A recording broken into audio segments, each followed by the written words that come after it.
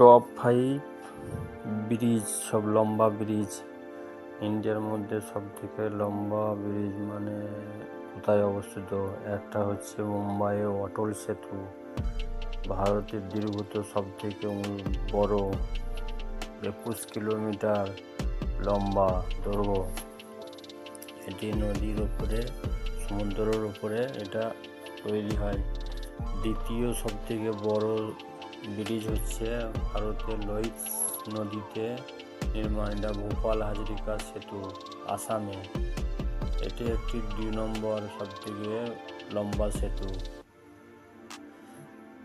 এই সেতুটি তৈরি করতে বহুত টাইম গিয়েছে। এই সেতুটির মধ্যে হচ্ছে ভারতের 2 নম্বর সবথেকে বড় সেতু।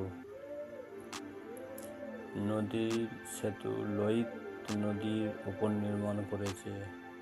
3 নম্বর সেতু হচ্ছে মহাত্মা গান্ধী সেতু।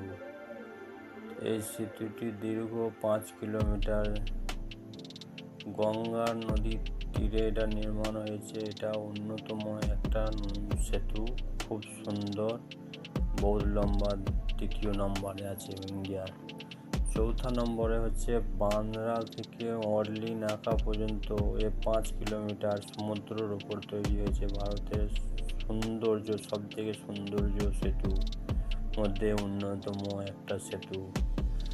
ভারতের টপ 5 নম্বর বড় সেতু হচ্ছে ব্রিজ হচ্ছে ভারতে আসামে অবস্থিত।